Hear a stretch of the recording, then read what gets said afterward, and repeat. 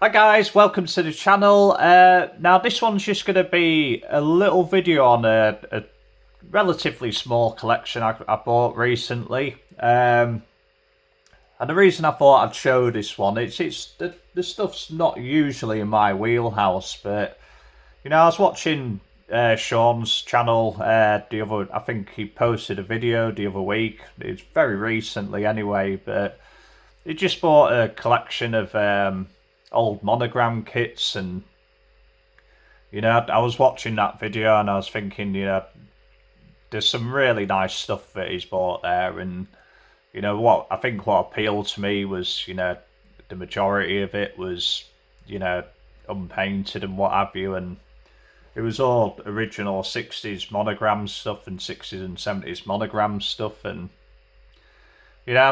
I've bought and sold quite a few of these things in my time, and but when I was watching, I was thinking I've just literally sold a Green Hornet and some other bits and pieces, and I thought it's nice to have a big collection altogether of most of what they were offering back in the day, so to speak, and. Yeah, I didn't really think anything of it after that. I just thought, he's got another nice little collection there for himself, and he's just going to display it as they were and what have you, and put them in his display case. And then, not more than a week later or so, somebody had actually put a small collection on eBay. The seller was starting them off at a low price for each kit and what have you, and I think he listed 19 kits in total, but I knew I wasn't going to be around for the end of the auction, so I just left some bids on them, left some bids for when they finish and what have you, and I was really surprised to see that in the morning that I'd won the majority of them, and nobody had even bid on them. So, like I say, what I thought was a low starting price to get people interested. I don't know if it is because it was a bank holiday that weekend and people weren't around at the time of the auction. But yeah, I ended up actually winning. I think he listed 19, and I ended up winning 15. But there was also a couple I didn't bid on, but. Yeah, so, and then after I won so many of the others, I just said to the seller, the two ones which I didn't bid on and haven't sold, you might as well keep the collection together. And I didn't haggle over the starting price, I just said I'll pay you what you had them on for the starting price. So yeah, I ended up with 17 out of the 19. I think the only ones that I didn't get was the Monogram Blue Beetle and I think the Slingshot Dragster, but. Yeah, I wouldn't have minded the Blue Beetle because it was an early 60s one, but I just thought I'd show you the ones which I've got, and to show that, me and Shawn are 4,500 miles apart, so to speak. I think it's funny how we still come up with the same kind of finds every now and again. So, yeah, this one was one of the ones I didn't actually bid on, only because I've just sold, I think, I had 3 of them. I sold one as a built kit, and then I think the other 2 were just all sort of broken apart, so I just threw them into an auction. But I think the nice one I sold was a nicely built up kit of a newer issue and what have you. And yeah, the Green Hornet's been around for a while. Like I think it was gone for a long time, and then in the mid-90s, it came out under the SSP program, or whatever Monogram was calling their old retro program at the time. But yeah, so I mean, most of these are just unpainted and really cleanly put together and what have you. But yeah, that was a nice little one. I think that my problem with these kind of things is storing them. I usually put stuff in bags and then just stack them up, but these ones are, they're so prone to breaking and what have you. I'm gonna have to. I don't know what I'm doing with them yet, to be quite honest with you. But I've set aside a drawer for them. I'll enjoy them for as long as as long as I can. You know, I might have them in the collection for a few years, and then if something else comes up which I want more, then these are the kind of things which might end up going. But for now, they're gonna be something for me to enjoy for a little while. And there's some really nice ones in here. So, but yeah, this was the second one I didn't bid on. Black Widow, again, very similar to the Green Hornet. It's been issued so many times, even in the older box art. You know, that they don't seem to grab a lot of interest. But you know, when they're put together and nice and clean like that, you know, they are a nice little kit of the Black Widows, and you know that's and like I say, most of them are pretty clean. To be quite honest with you, so, and then another old regular, Paddy Wagon. Like I say, I'm pretty sure all these, because most of these came with the instruction sheets. I was just seeing if I could find a Paddy Wagon one there, but yeah, they're all from, like I say, they're all from the 70s. So you get the nicer tones of the plastic, and usually, it's like when I was watching Shawn's video, it was usually I don't care whether they're painted, nicely painted, brush painted, unpainted, I'll restore it. Especially if it's an AMT kit and it's just built up without paint. But there's something about the old Monogram kits when they're nicely done in the original plastic that something appealing about them. But yeah, the Monogram, the Paddy Wagon's just been constantly churned out over the years. Not a very particularly rare one, that one, but I'm getting through all the sort of run of the mill ones first. The Pie Wagon, I think this is another one which Shawn had got. Again, not 100% my cup of tea, these things, but you know, I just thought that it was such a nice little lot to get. It'd be nice to show them, like, but yeah, this is in the sort of purpley red plastic, which some of them came in, like the little coffin. But yeah, everything works in there. It's got all the little pie trays in the back and what have you. I actually didn't know that about this kit, to be quite. I never paid much attention to it, but yeah, they're nice little things, these. What else is kind of running the mill? Yeah, another one which has been churned out for a while, consistently since its original issue, and this one's got kind of a fade, like sun fade to the plastic and what have you, and it actually looks quite nice with bringing out the lighter shade of the plastic and what have you. But yeah, you can definitely see it's faded on top with the how yellow it is on the side and what have you. But yeah, it's got all the barrels in there, they're just flying about everywhere. But yeah, I'm sort of getting down to the end of the run of the mill ones, but you know, the iced tea as well. Bit of a quirky design was this one. Wasn't ever too keen on the design of it, but I know it's quite a popular one, to be quite fair. But I always thought with these is that you can probably improve upon them a little bit just by altering the stance of them a little bit, and then something like this, you know, I wouldn't restore it because you know it's too clean, and you know I think that's why Shawn didn't restore any of his. He's just put them in a display cabinet there. That one's got a little crack on the slick, but just again really clean. I think on some of these the chrome's wearing a little bit more than others.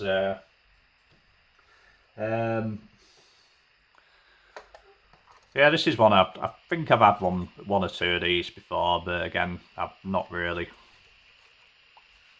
I've just sold them on in the past, but I've always liked this one, to be quite fair. I do like it's a shame this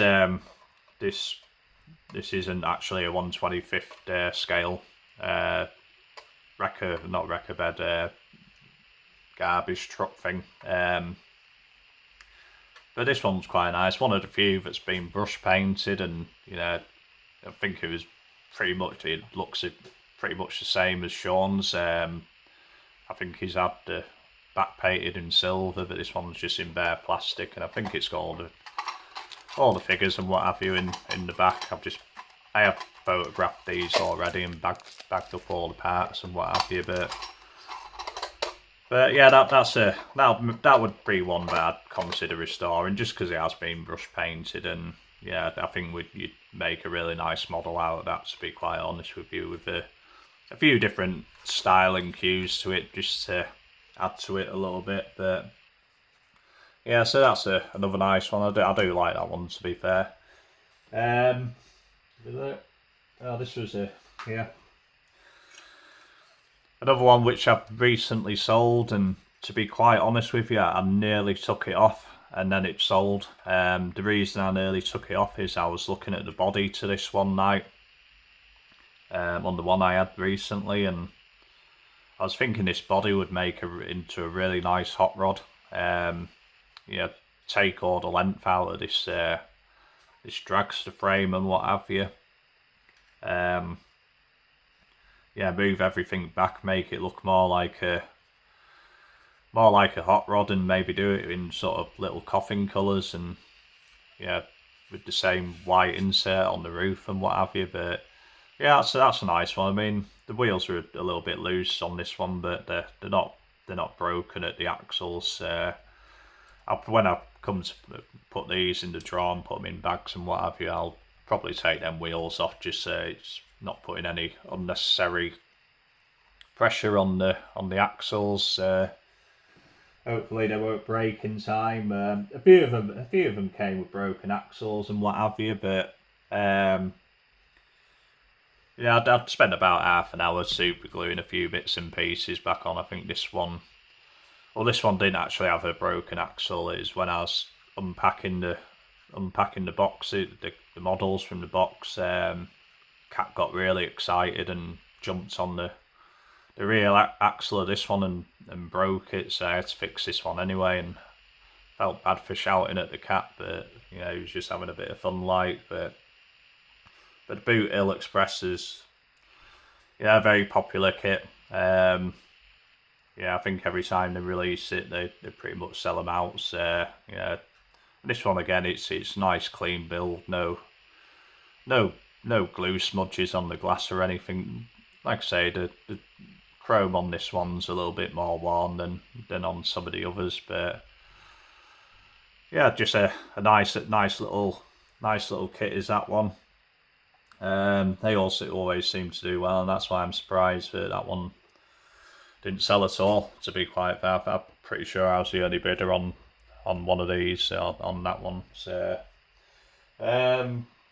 well, yeah, a bit different, a bit full size, the old Harry Hurst Oldsmobile. Actually bought another collection recently, and some really nice built kits. I've ended up selling a lot of them, but I kept about 30 back, and one of them was a really nice built up of this one, and because it's just one I've always wanted to have finish on the shelf, and that one was good enough for me.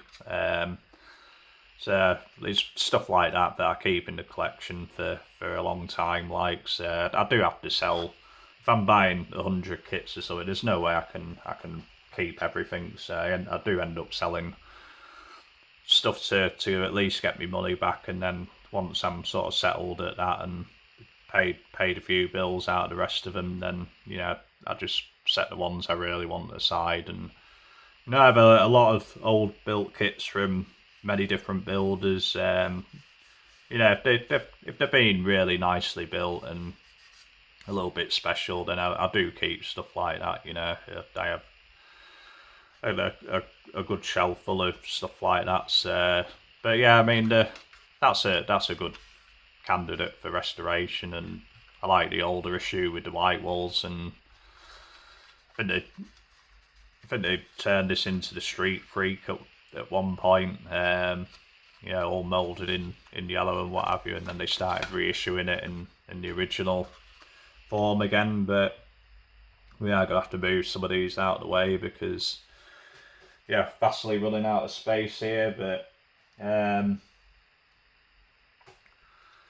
another nice little 30 Model A coupe, and I don't know if this is because I've had one of these before, and I've also had one of these before, and they're both pretty much identical, build quality wise and what have you. And this is the yellow jacket, but I'm assuming that the yellow jacket had all the parts for the stock kit as well. Like, so I'm not too sure, but the yellow jacket was once a very sought after kit. People, whenever I try and sell them, and nobody seems to be interested in them, or not a great deal. I do sell everything eventually, but I just have to find the price, what people are willing to pay. And with most of this stuff, I have no idea what they're worth. So, but yeah, I mean, I remember the yellow jacket being one back in the day before the internet that everybody was after,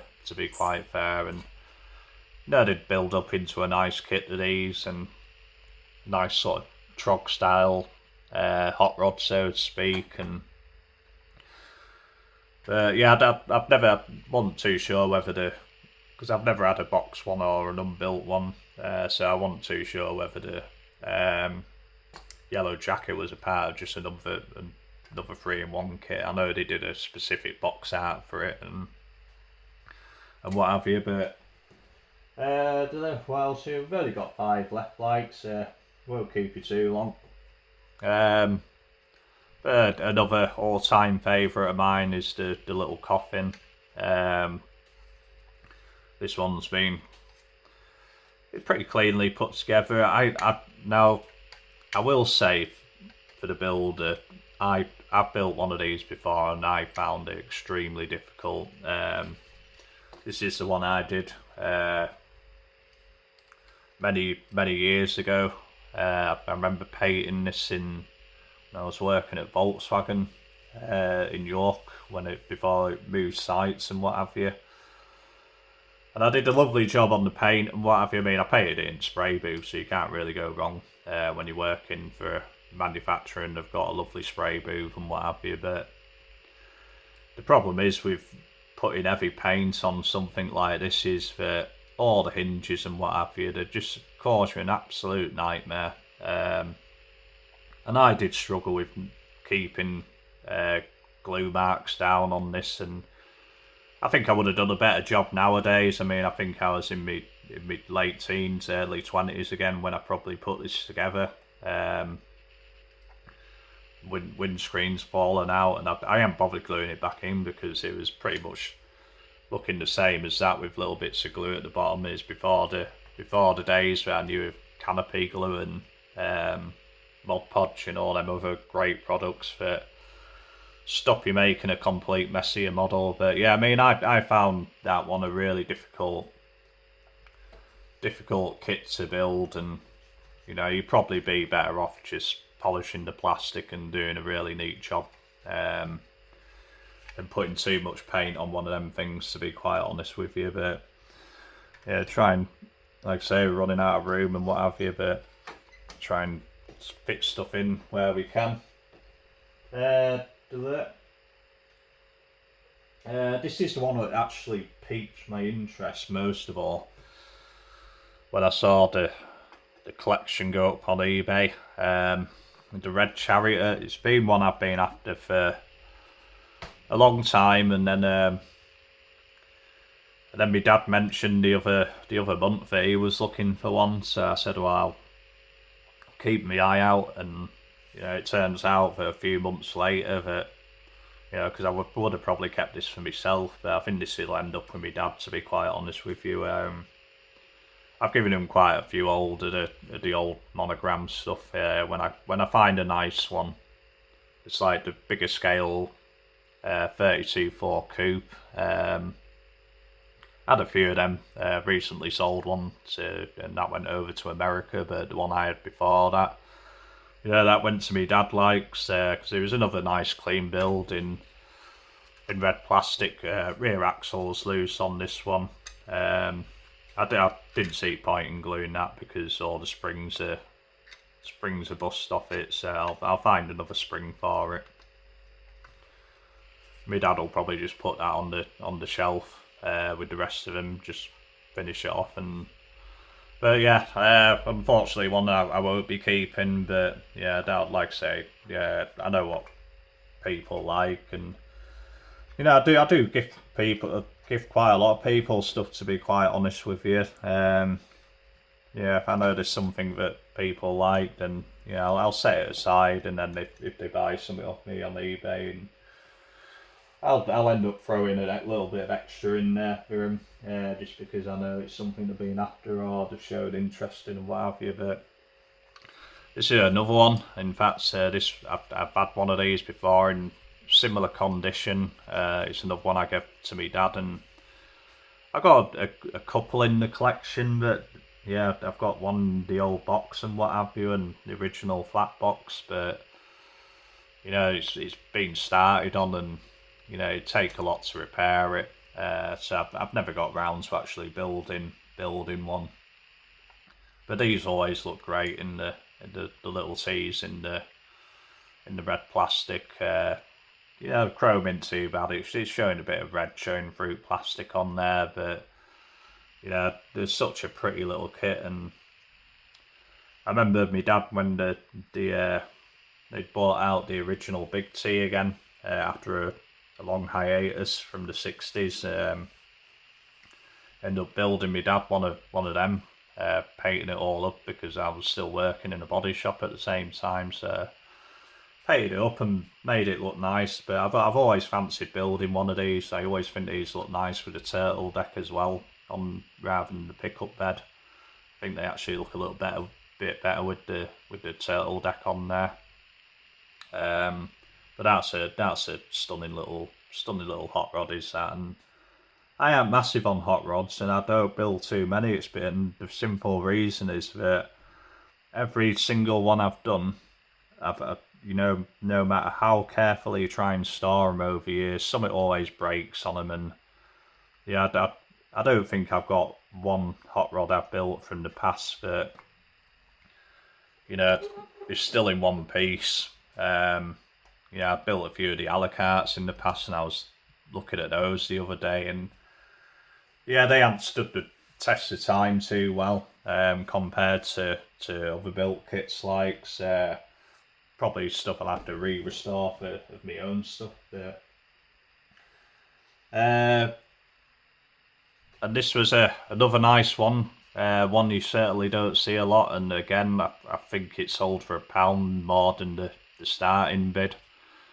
I think on about 5 of them I put a little bit more than the starting bid. The rest of them I didn't. I just put the starting bid, and like thought I'd get outbid on everything, to be quite honest with you. But yeah, the bathtub Bucky, you know, another rare one.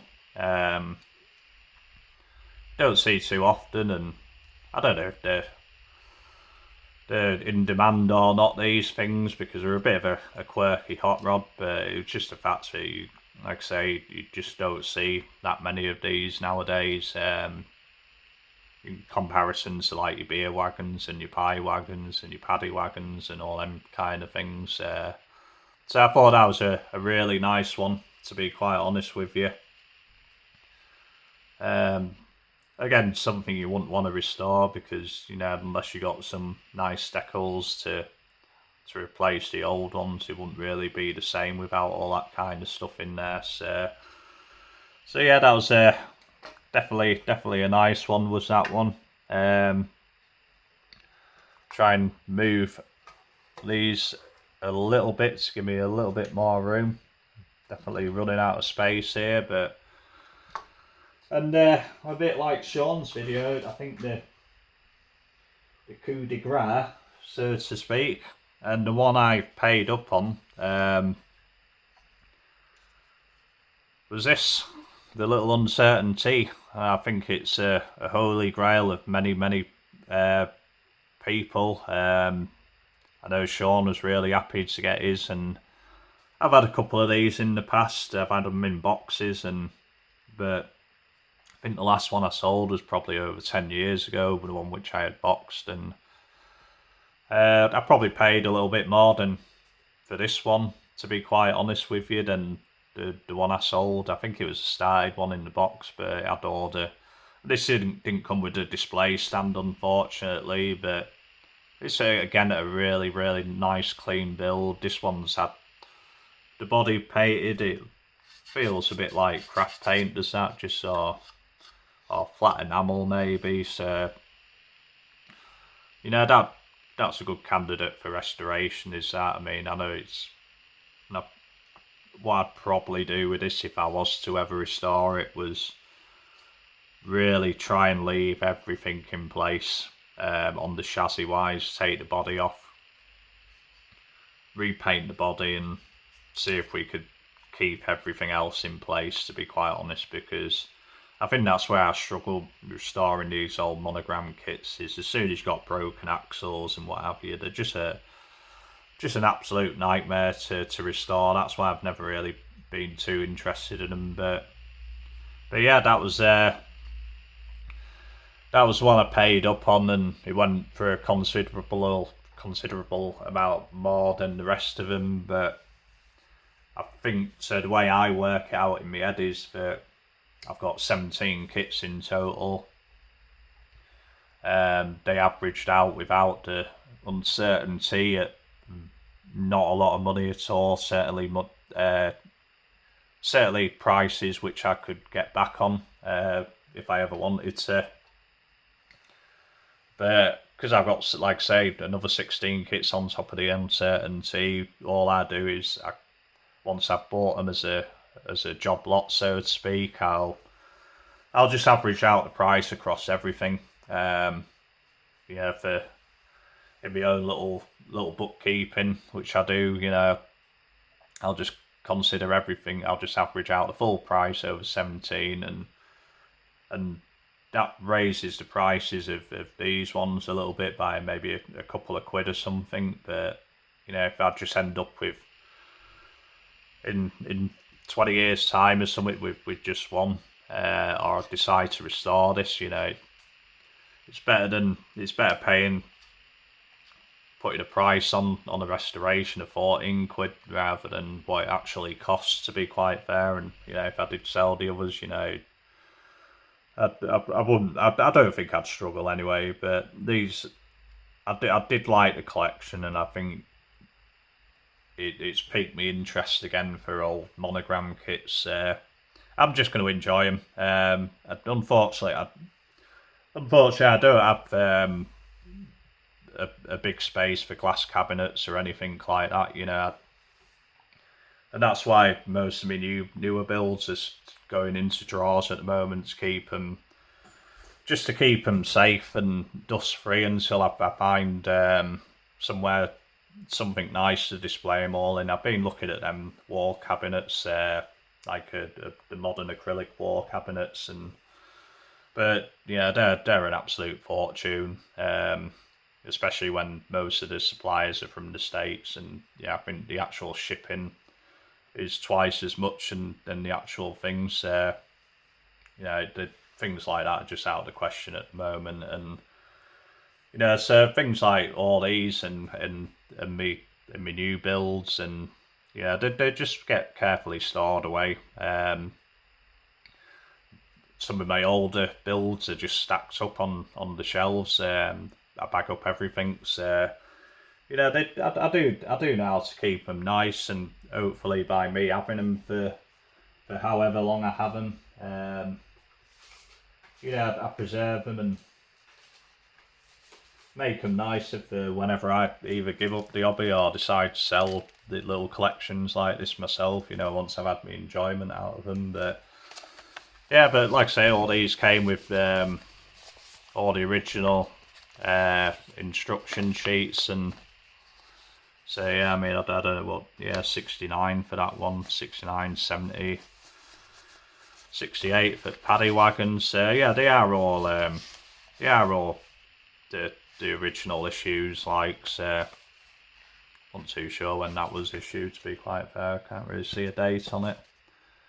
That's 66 for the uncertainty, but yeah, I mean that's a nice one to have again. To be quite fair, when I was watching Shawn's video, I was like, yeah, I shouldn't have really sold them uncertainties, but again, it's just all them. You know, whenever I sell stuff like that, all it is bills to pay, and yeah, that's what you do it for. Like, and I've got plenty more stuff to build, and plenty more stuff I'll never ever get round to building, which I'll keep until the day I decide to give it all up. But yeah, I thought that was just an interesting little video.